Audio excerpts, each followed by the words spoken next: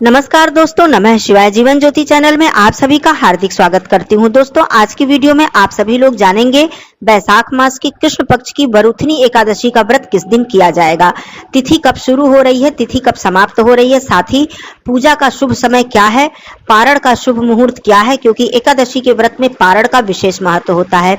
सबसे महत्वपूर्ण बात की एकादशी अर्थात वरुथनी एकादशी में हम भगवान विष्णु जी के किस स्वरूप की पूजा अर्चना करें, किस स्वरूप की पूजा अर्चना करने से हमें अत्यधिक पुण्य फल की प्राप्ति होती है। साथ ही इस एकादशी पर आप कौन ऐसे विशेष कार्य करें, कौन कौन से ऐसे कार्य करें जिससे आपको तीर्थ यात्रा करने के बराबर पुण्य फल प्राप्त हो, जिससे आपको सहस्त्र गौदान करने के बराबर पुण्य फल प्राप्त हो, जिससे आपके पितरों को तृप्ति मिले, आपको आपके पितरों का आशीर्वाद प्राप्त हो। तो ऐसे महत्वपूर्ण कार्य हमें बैसाख मास में अवश्य करने चाहिए। यदि आप संपूर्ण दिनों में अर्थात बैसाख मास में प्रतिदिन आप यह सारे कार्य नहीं कर पाते हैं, दान इत्यादि या बहुत ही विधि विधान से भगवान विष्णु जी की पूजा अर्चना नहीं कर पाते हैं, तो मुख्य तिथियों को तो बिल्कुल ही व्यर्थ न जाने दें। तो यह जो एकादशी आ रही है, इस पर आप चाहें तो संपूर्ण पुण्य फल की प्राप्ति कर सकते हैं। आपको भगवान विष्णु जी की असीम कृपा प्राप्त हो सकती है। आइए जानते हैं कौन कौन से हैं वो महत्वपूर्ण कार्य और एकादशी व्रत धारण करने की विधि क्या है, नियम क्या है, किस प्रकार से हमें एकादशी व्रत धारण करना चाहिए। तो आइए वीडियो को शुरू करते हैं। आप लोगों से नम्र निवेदन है कि मेरी वीडियो यदि आपको पसंद आ जाए तो आप लोग इसे लाइक जरूर किया कीजिए। चैनल पे यदि आप पहली बार हैं तो चैनल को सब्सक्राइब कर लिया कीजिए। कमेंट बॉक्स में ओम नमो भगवते वासुदेवाय अवश्य लिखिएगा। दोस्तों सबसे पहले मैं बता दूं, बैसाख मास जो कि भगवान विष्णु जी को समर्पित है, इस मास में जो कृष्ण पक्ष की एकादशी पड़ती है इसे वरुथनी एकादशी व्रत के नाम से जाना जाता है। इस एकादशी पर हमें भगवान विष्णु जी के वाराह अवतार की पूजा अर्चना करनी चाहिए। यह एकादशी भगवान विष्णु जी के वाराह अवतार को समर्पित होती है। एकादशी कब है? बैसाख मास की कृष्ण पक्ष की एकादशी का व्रत इस वर्ष 4 मई दिन शनिवार को धारण किया जाएगा। एकादशी तिथि प्रारंभ हो जाएगी 3 मई दिन शुक्रवार को रात्रि में 11:24 पर और यह समाप्त होगी 4 मई दिन शनिवार को रात्रि में 8:38 पर। तो उदया तिथि के अनुसार यह व्रत 4 मई को धारण किया जाएगा। पूजा का शुभ समय होगा 4 मई को सुबह 7:18 से लेकर 8:58 तक।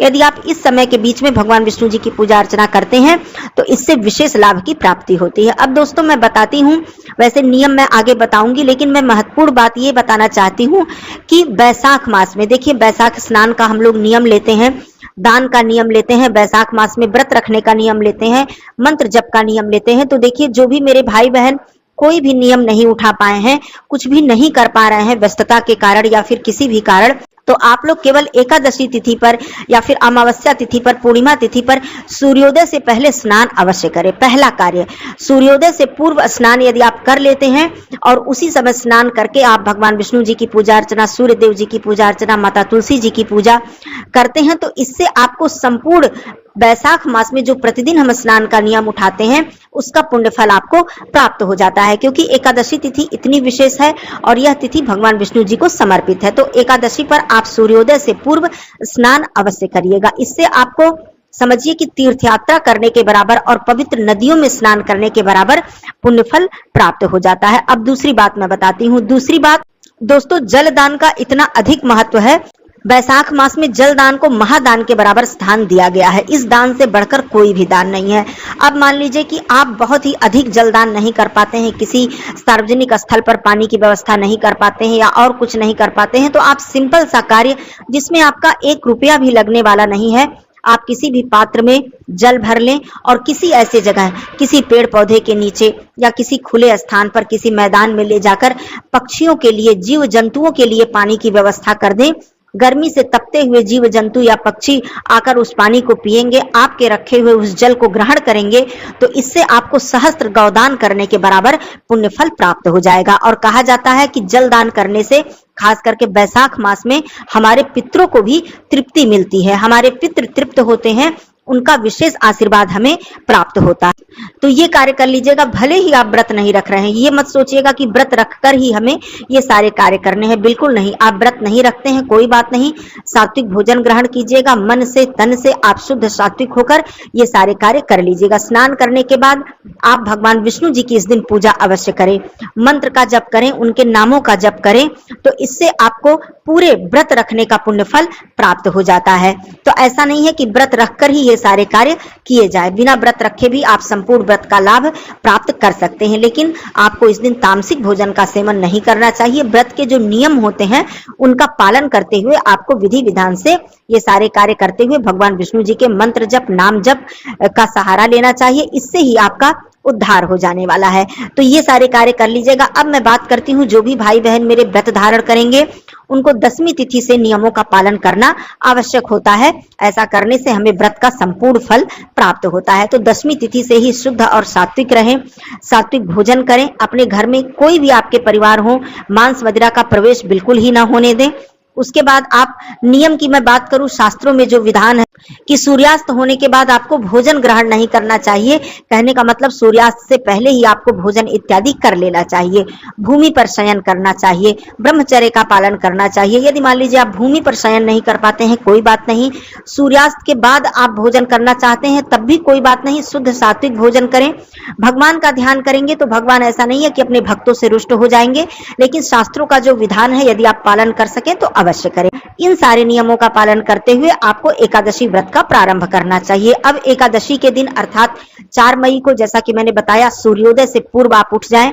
जो आपकी दैनिक क्रिया है उससे निवृत्त होकर आप सबसे पहले स्नान कर लें। पानी में गंगा जल डालकर स्नान कर लें, हर हर गंगे बोलकर स्नान कर लें। आपको तीर्थों में स्नान करने के बराबर पुण्य फल प्राप्त हो जाएगा।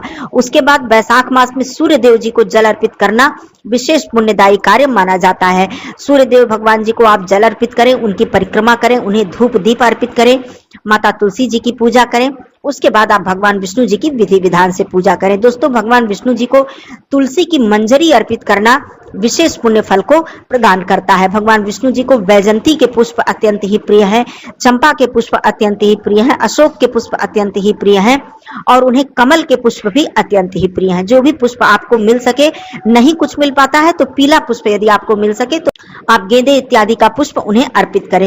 पीला वस्त्र पहनकर हमें एकादशी व्रत की पूजा अर्चना करनी चाहिए, क्योंकि भगवान विष्णु जी को पीला वस्त्र अत्यंत ही प्रिय है, पीला रंग अत्यंत ही प्रिय है। पीले फलों का हमें भोग प्रसाद उन्हें अर्पित करना चाहिए। शुद्ध सात्विक मिठाई का भोग प्रसाद अर्पित करना चाहिए। पीली मिठाई का हमें भोग प्रसाद अर्पित करना चाहिए, क्योंकि इस दिन हम किसी अनाज वाली वस्तुओं का भोग प्रसाद अर्पित नहीं करते हैं। भगवान विष्णु जी को हमें फलाहारी ही भोग प्रसाद अर्पित करना चाहिए। उसके बाद आपको भगवान विष्णु जी को इस दिन जनेऊ जरूर अर्पित करना चाहिए। पीली हल्दी में उसे रंग कर पीला जनेऊ उन्हें अर्पित करना चाहिए, या फिर पीला वस्त्र भी आप अर्पित कर सकते हैं। भगवान विष्णु जी को पीला चंदन आप अर्पित करें, दीपक प्रज्वलित करके रखें, धूप इत्यादि अर्पित करें। माता लक्ष्मी जी की साथ में पूजा अवश्य ही करें।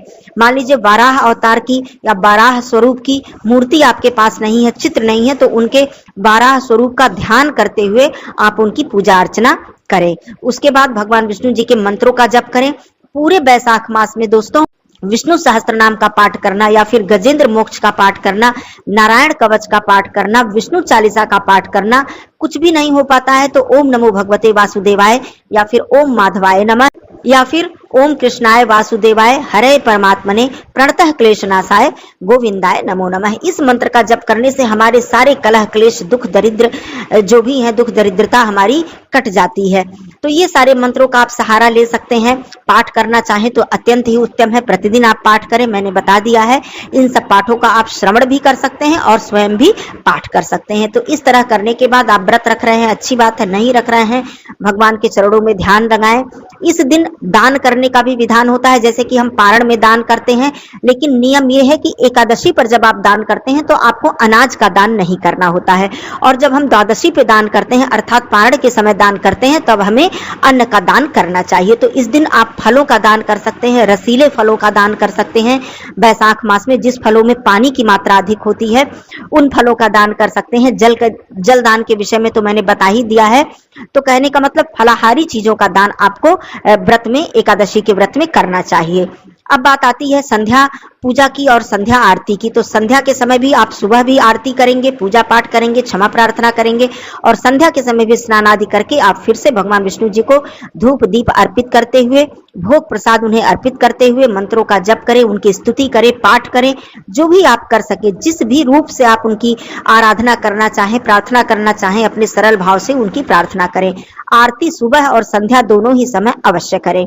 भोग प्रसाद अवश्य अर्पित करें। उसके बाद आप फिर से रात्रि में व्रत रख रहे हैं तो व्रत रखें, फलाहार इत्यादि आप ले लें। अब मैं पारण का शुभ समय बताती हूँ। पारण किया जाएगा 5 मई दिन रविवार को। पारण का जो शुभ समय है वो सुबह 5:37 से लेकर सुबह 8:17 तक किया जाएगा। द्वादशी तिथि समाप्त होगी इसी दिन शाम को 5:41 पर। दोस्तों, तो ये पारण का शुभ समय है। यदि हम एकादशी व्रत के नियमों का पालन करते हुए और पारण भी शुभ समय पर करते हैं तो इससे हमें एकादशी व्रत का संपूर्ण फल प्राप्त होता है। अब पारण के नियम क्या हैं? पारण के दिन भी आपको सुबह सवेरे उठना चाहिए, स्नान आदि करना चाहिए, भगवान विष्णु जी की पूजा अर्चना करनी चाहिए, भोग प्रसाद आरती इत्यादि अर्पित करना चाहिए। तुलसी पत्र एकादशी के दिन भी और द्वादशी के दिन भी आपको भगवान विष्णु के समक्ष अवश्य अर्पित करना चाहिए, या फिर तुलसी की मंजरी भी आप अर्पित कर सकते हैं। उसके बाद पूजा अर्चना समाप्त करने के बाद आप सबसे पहले दान करें। दान जैसा कि मैंने बताया आप संपूर्ण दान कर सकते हैं। बैसाख मास में सबसे उत्तम दान, अन्न दान के विषय में यदि मैं बताऊं तो सत्तू का दान होता है। दोस्तों, सत्तू का दान करने से हमें अत्यधिक पुण्य फल की प्राप्ति होती है। तो आप सत्तू का दान कर सकते हैं और संपूर्ण अनाज का दान भी आप कर सकते हैं। तो दान करने के बाद आप वही तुलसी पत्र और भगवान जी को जो भी आपने भोग प्रसाद अर्पित किया है उसे ग्रहण करके ही आपको अपने व्रत का पारण करना चाहिए। उसके बाद ही आपको अनाज का सेवन करना चाहिए, जिसमें कि आपको तामसिक भोजन का सेवन नहीं करना चाहिए, लहसुन प्याज का सेवन नहीं करना चाहिए। चावल के विषय में मैं बता दूं कि पारण के समय चावल खाने से बिल्कुल भी दोष नहीं लगता है। केवल हमें 10वीं तिथि पर अर्थात एकादशी व्रत को प्रारंभ करते समय और एकादशी के दिन चावल का सेवन नहीं करना चाहिए या फिर चावल का दान नहीं करना चाहिए। लेकिन द्वादशी पर आप चावल का दान भी कर सकते हैं और चावल का सेवन भी कर सकते हैं, इसमें बिल्कुल भी कोई दोष नहीं है। दोस्तों, एकादशी का व्रत करने से हमें सुख सौभाग्य की प्राप्ति होती है और कहा जाता है कि सहस्त्र वर्षों की तपस्या करने के बराबर पुण्य फल हमें प्राप्त हो जाता है जो भी व्यक्ति एकादशी का व्रत धारण करते हैं। इस व्रत को धारण करने से हमें तो पुण्य फल प्राप्त होता ही होता है, हमारे पितरों को भी इसका पुण्य फल प्राप्त होता है। हमारे पितृ भी इससे तर जाते हैं, तृप्त हो जाते हैं, उनका भी आशीर्वाद हमें प्राप्त होता है। इतना ज्यादा महत्व एकादशी व्रत का बताया गया है। तो एकादशी का व्रत आप लोग जरूर करें। जो भी भाई बहन एकादशी का व्रत नहीं कर पाते हैं वो एकादशी के संपूर्ण नियमों का पालन अवश्य ही करें। तो ये सारे कार्य करके आपको एकादशी व्रत का संपूर्ण फल प्राप्त हो जाता है। एकादशी व्रत के विषय में और भी कोई बात हो, कोई प्रश्न हो तो आप लोग जरूर पूछिएगा। फिर मिलती हूँ अगले वीडियो में। तब तक के लिए धन्यवाद। नमः शिवाय। हर हर महादेव।